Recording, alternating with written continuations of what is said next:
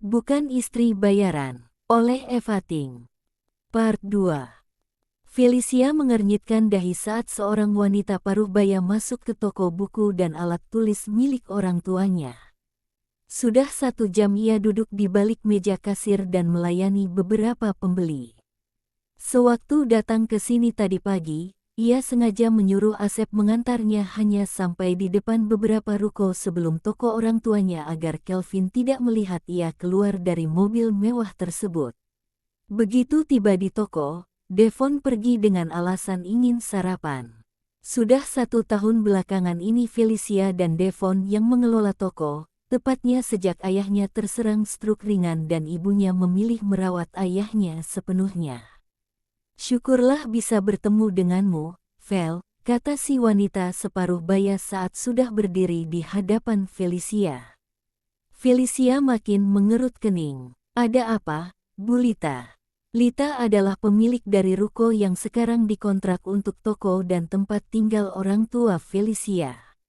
"Maaf sebelumnya, tapi, apakah kontrak ruko ini mau diperpanjang?"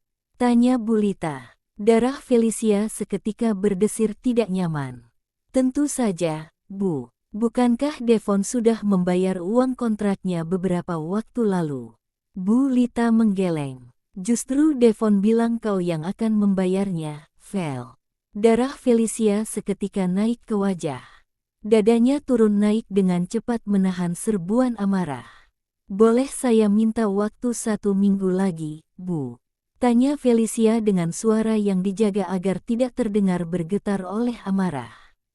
Bu Lita tersenyum. "Baik, 1 minggu lagi saya ke sini." Felicia mengangguk dan melepas kepergian Lita dengan tensi yang sudah naik melejit. Tidak lama kemudian, terlihat Devon masuk sambil bersiul. "Devon," panggil Felicia dengan nada tinggi. Seketika tubuh Devon mematung. "Kau kemanakan uang 100 juta itu?" tanya Felicia dengan suara bergetar karena amarah. Uang 300 juta yang ia dapatkan dengan menjadi istri bayaran Marco ia gunakan dengan baik. Ia memberi Devon 100 juta untuk membayar sewa ruko, sementara 200 juta yang tersisa, sebagiannya telah digunakan untuk membayar utang-utang yang kian menumpuk, dan sebagian lainnya ia berikan pada ibunya untuk biaya pengobatan ayahnya. "Sudah kubayarkan untuk sewa toko ini, Kak," kata Devon dengan wajah sedikit memucat. "Mana bukti pembayarannya? Aku mau lihat," kata Felicia jengkel. Ia tahu Devon berbohong. "Buktinya aku lupa simpan di mana kemarin." Devon beralasan. Ia duduk di kursi di pojok toko. "Jangan bohong, Devon. Kau kemanakan uang 100 juta itu?" tanya Felicia kali ini dengan nada menekan. Wajah Devon makin memucat, tapi itu hanya sebentar saja. Sedetik kemudian wajahnya kembali seperti biasa. "Aku bayar iuran kuliah, Kak," jawabnya tak acuh. Ia mengeluarkan ponsel dari saku dan mulai memainkannya. Felicia menggigit bibir menahan amarah mendengar jawaban adiknya. Ia tahu pasti Devon berbohong. Biaya kuliahnya tidak sampai 100 juta meski ia kuliah di universitas internasional yang sangat terkenal di Batam. Lagi pula baru kemarin Devon bilang bayar uang kuliah saat ia mempertanyakan uang penjualan yang raib entah kemana. Untuk kali pertama, Felicia menyesal karena sudah mempercayai Devon turut mengelola toko dan memegang semua uang hasil penjualan. Seharusnya ia tahu, Devon termasuk pemuda nakal. Dia salah pergaulan. Teman-temannya semua tidak ada yang beres. Tadinya Felicia pikir Devon bisa dewasa mengingat ayah mereka yang kini sedang sakit. Kondisi mereka saat ini sangat mengenaskan. Kondisi ayahnya membuat mereka terpaksa menjual satu-satunya rumah yang mereka miliki. Pengobatan ayahnya yang dilakukan di luar negeri membutuhkan biaya tidak sedikit. Bahkan satu-satunya mobil yang mereka miliki juga sudah dijual. Bukan hanya itu, hari demi hari utang-utang kian menumpuk. Faktur-faktur utang pembelian alat-alat tulis yang jatuh tempo mulai berdatangan. Mereka tidak bisa menunda pembayarannya lebih lama lagi. Putus asa memikirkan utang-utang dan uang sewa ruko yang juga harus dibayar, membuat akhirnya Felicia menerima tawaran Marco menjadi istrinya bayarannya. Felicia pikir, menjadi istri bayaran tentunya lebih baik dibandingkan ia nekat melacurkan diri karena terdesak situasi. Ia tentu saja tidak ingin ayahnya mengetahui kondisi keuangan mereka yang mengenaskan. Perawatan demi perawatan telah membuat kondisi ayahnya kian membaik, dan Felicia tidak mau membuat pikiran ayahnya jadi terbebani, yang pastinya akan berakibat buruk pada kesehatannya. Tapi harapan Felicia tinggal harapan semata. Devon masih saja dengan tingkah nakalnya. "Kembalikan uang 100 juta yang aku berikan padamu kemarin," kata Felicia dengan wajah geram. Sesungguhnya ia tahu, seperti apapun meminta, uang itu tidak akan kembali. "Uangnya sudah tidak ada, Kak. Sudah habis." Felicia melotot, tapi orang yang ia tatap hanya sibuk dengan ponselnya. Felicia menggertak gigi hingga samar-samar terdengar suara gemeletup. Felicia menghela napas frustrasi, duduk lesu di kursi kasir dengan perasaan berat. Kemana ia harus mencari uang sebanyak itu dalam waktu seminggu? Ia tidak punya tabungan. Marco hanya memberinya kartu kredit. Untuk meminta uang kepada Marco sekali lagi, sangatlah tidak mungkin, sama tidak mungkinnya dengan mendatangi ibunya dan meminta kembali uang yang ia beri. Pengobatan ayahnya sangatlah penting. Felicia menghela napas panjang. Ia berdiri dan naik ke lantai atas tempat orang tuanya berada. Setelah berpamitan pada kedua orang tuanya, ia kembali turun dan langsung meninggalkan toko mereka tanpa berkata sepatah kata pun pada Devon. Ia bahkan tidak sempat menoleh ke toko sebelah untuk melirik Kelvin. Kelvin hilang begitu saja dari benaknya saat ini. Yang ada di pikirannya hanya bagaimana cara mendapatkan uang 100 juta itu sekali lagi. Kontrak ruko di kota seglamor Batam ini memang tidak murah, apalagi di bilangan Penuin yang terkenal ramai dan lancar perbisnisannya. Dengan perasaan muram, Felicia melangkah menuju mobil mewah Marco yang terparkir sedikit jauh dari tokonya. Di dalam hati ia sangat berharap segera mendapatkan solusi atas masalah yang sedang menggerogotinya. "Ada apa?" tanya Marco saat melihat Felicia yang duduk di sampingnya tampak gelisah. Setelah selesai makan malam, ia menonton TV di ruang tengah dan Felicia ikut menemaninya. Felicia menggeleng, setelah itu berdiri dan meninggalkan Marco tanpa bersuara sedikit pun. Marco mengernyit dahi. Ia ikut berdiri dan menyusul Felicia ke kamar. Terlihat Felicia berbaring dengan mata terpejam di atas ranjang dengan masih mengenakan baju kaos tanpa lengan dan celana denim setengah paha. "Sudah mengantuk, kenapa tidak ganti baju?" tanya Marco sambil duduk di sisi ranjang. Tangannya mengelus paha putih nan mulus Felicia. Felicia hanya diam, tidak merespons kalimat, juga usapan Marco. "Ada yang dipikirkan?" tanya Marco lagi. Felicia menggeleng kecil tanpa membuka mata. Marco semakin heran. Tidak biasanya Felicia diam begini. Marco mengelus paha Felicia kian intens. Felicia tidak merespons sama sekali saat tangan Marco bergerak membuka kancing celana denimnya, juga saat menarik turun resletingnya. Marco membungkuk ke tubuh Felicia. Kepalanya menunduk. Ia memagut lembut bibir Felicia. Felicia bergeming, membuat Marco semakin tertantang untuk menggoda hasratnya. Saat ciuman Marco semakin dalam, sementara tangannya menarik pelan celana denim Felicia menuruni bokong seksi itu, Felicia berbisik serak, "Mark, tidak. Aku tidak." Kata-kata Felicia terputus saat lidah Marco menerobos masuk. Marco menggoda lidah Felicia dengan lidahnya. Mencecap nikmat yang menjanjikan dari bibir itu. Erangan pelan keluar dari bibir Felicia. Marco menggoda makin panas. Felicia yang awalnya menolak, berbalik membalas ciumannya.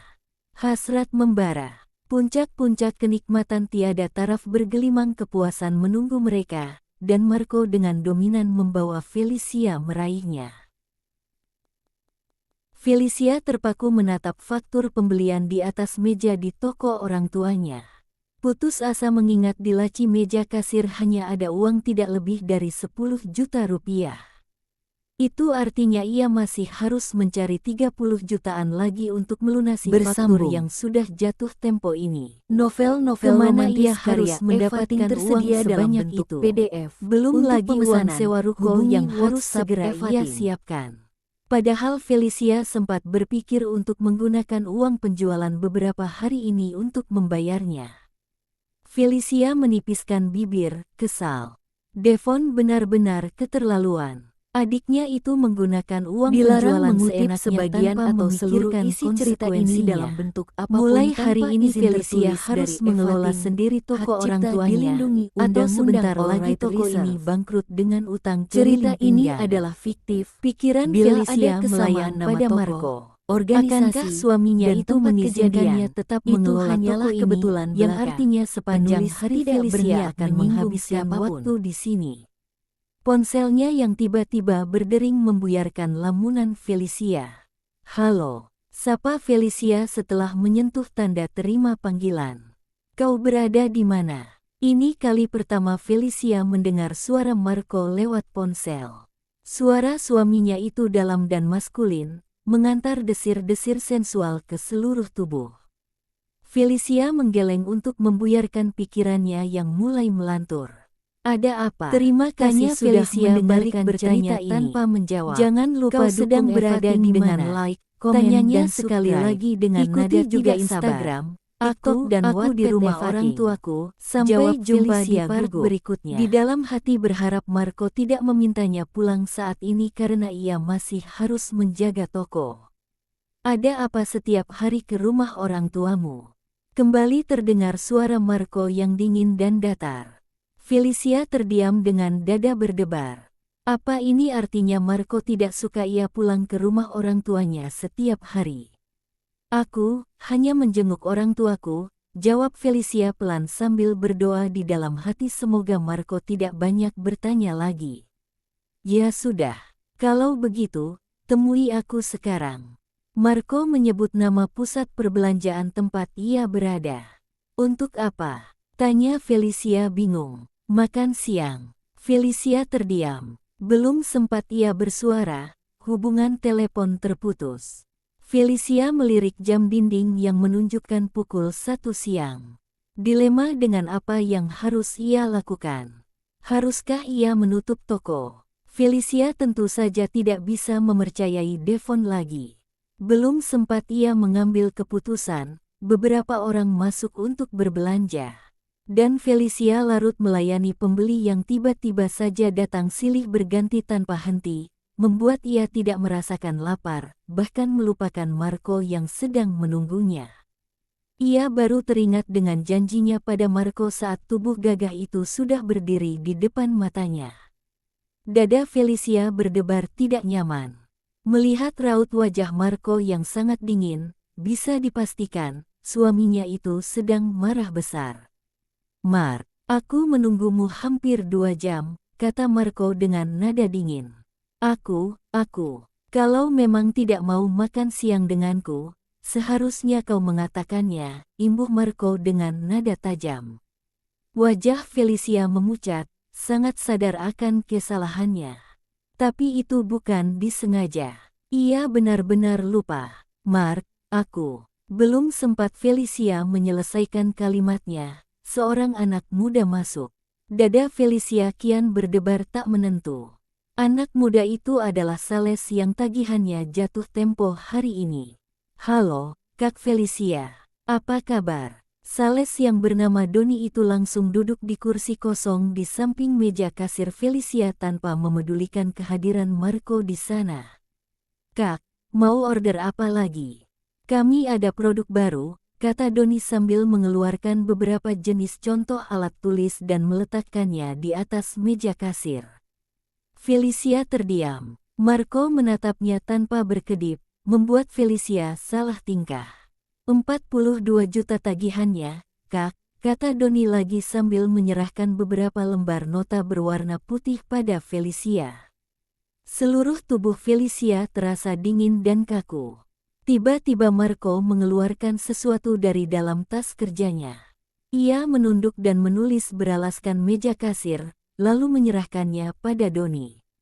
Ini, dan orderannya besok saja, kata Marco singkat. Doni terlihat ragu, tapi akhirnya menerima pemberian Marco. Ia memperhatikan dengan cermat cek di tangannya. Detik ke menit berlalu dengan Doni yang masih saja mematung memandang cek tersebut. Tak perlu ragu, Bung. Aku menjamin cek itu sah. Tapi jika memang tidak bisa dicairkan, kau bisa datang kemari lagi. Ucap Marco dingin. Doni tampak terkejut mendapat respons Marco yang dingin dan tegas. Sedetik kemudian ia mengangguk, kemudian menyimpan cek tersebut dan menceklis beberapa baris tulisan di rekap piutangnya. Felicia hanya diam melihat aktivitas di depannya yang tidak melibatkannya sama sekali, seolah ia tidak berada di sana. Oke, Pak, terima kasih, kata Doni pada Marco. Besok saya ke sini lagi, Kak Vel, imbuhnya pada Felicia. Felicia hanya tersenyum kaku dan menatap punggung Doni yang mulai menjauh meninggalkan tokonya. Mark, terima kasih. Aku akan menggantinya, ucap Felicia pelan. Ia tidak berani menatap wajah dingin di depannya. Malu karena di hadapan Marco ia benar-benar terlihat miskin. Apakah kau sudah makan? Felicia menggeleng. Bibir Marco menipis. Sebaiknya kau makan sekarang. Setelah mengucapkan kalimat itu, Marco berbalik, melangkah keluar. Felicia pikir Marco marah dan hendak pergi. Ternyata dugaannya salah. Marco menutup pintu toko, membuat Felicia ternganga. Sekarang, sementara kau makan, aku akan mengobrol dengan Papa dan Mama. Mata Felicia tak berkedip karena terkejut. Tidak menyangka, Marco yang dingin bisa bersikap perhatian. Tanpa berbicara lagi, Marco bergerak meninggalkan Felicia untuk menemui kedua orang tua Felicia yang tinggal di lantai 2 ruko. Marco menatap lurus ke jalan raya yang mulai padat. Jam pulang kerja membuat jalanan kota Batam yang didominasi mobil mulai macet. Marco menggerutu pelan dalam hati. Mereka baru saja meninggalkan rumah orang tua Felicia. Marco masih diselubungi rasa kesal. Hampir 2 jam ia duduk sendirian menunggu Felicia di salah satu restoran di mall. Maafkan aku, bisik Felicia pelan. Marco tidak menoleh walau ia tahu Felicia sedang menatapnya. Aku lupa karena tiba-tiba ramai yang datang belanja, jelas Felicia lagi dengan suara pelan. Marco sama sekali tidak menunjukkan reaksinya. Ia tahu Felicia tidak berbohong. Tapi ia masih kesal. Menunggu dalam waktu segitu lama, membuatnya lebih lelah daripada mengurusi pekerjaan. Mark, panggil Felicia. Marco menoleh sekilas dan kembali menatap lurus ke depan. Dia memang tidak tahu harus bagaimana merespons permintaan maaf Felicia. Akhirnya Felicia terdiam karena Marco sama sekali tidak menjawab. Keheningan kembali menyelimuti mereka. Setelah cukup lama terjebak macet, akhirnya mobil Marco memasuki pekarangan rumah mewahnya yang terletak di bilangan Batam Center. Marco melangkah keluar dari mobil tanpa menoleh pada Felicia. Ia hanya ingin mandi dan makan. Tanpa memedulikan Felicia, Marco masuk ke kamar, mandi, dan setelahnya langsung beranjak ke ruang makan. Felicia menyusulnya 10 menit kemudian saat Marco hampir selesai makan. Selesai makan, Marco berdiri di balkon kamar mereka yang terletak di lantai 2. Ia menyulut rokok dan mengisapnya dalam-dalam. Berusaha mengusir rasa kesal dari hati. Ia mengerti alasan Felicia, tapi ia juga kecewa telah dibuat menunggu selama itu, dan dilupakan begitu saja hanya karena toko orang tua Felicia sedang ramai pembeli. Setidaknya Felicia bisa mengabarinya. Mark, Panggilan itu tidak membuatnya menoleh. Kau masih marah? Felicia berdiri di samping Marco dan menatapnya. Marco segera mematikan rokok dan membuang puntungnya ke tong sampah di pojok balkon. Aku tidak berniat seperti itu, kata Felicia lembut sambil menyentuh lengan Marco. Marco menoleh ke arah Felicia, dan seketika darahnya berdesir. Hasrat dengan spektakuler membakarnya. Untuk pertama kali, hari ini Felicia dengan berani mengenakan lingerie seksi pemberiannya, bahkan tidak mengenakan apapun lagi di baliknya. Seluruh lekuk tubuhnya terlihat sangat jelas. Napas Marco memburu. Amarahnya lenyap begitu saja. Felicia sedang berusaha menggodanya. Marco menatap Felicia intens. Felicia tersenyum dengan pipi merona. Tanpa berpikir dua kali, Marco meraih tubuh Felicia dan membopongnya. Felicia tersentak dan tampak tidak siap. Tapi Marco tidak peduli. Ia membawa ke kamar, menghempaskannya dengan pelan ke atas ranjang mereka, siap mengajaknya mengarungi samudera kenikmatan bergelimang kepuasan. Bersambung. Novel-novel romantis karya Eva Ting tersedia dalam bentuk PDF. Untuk pemesanan, hubungi WhatsApp Eva Ting. Terima kasih sudah mendengarkan cerita ini. Jangan lupa dukung Eva Ting dengan like, komen, dan subscribe. Ikuti juga Instagram, TikTok, dan Wattpad Eva Ting. Sampai jumpa di part berikutnya. Dilarang mengutip sebagian atau seluruh isi cerita ini dalam bentuk apapun tanpa izin tertulis dari Eva Ting. Hak cipta dilindungi Undang-Undang All Rights Reserved. Cerita ini adalah fiktif. Bila ada kesamaan nama tokoh, organisasi, dan tempat kejadian, itu hanyalah kebetulan belaka. Penulis tidak berniat menyinggung siapapun.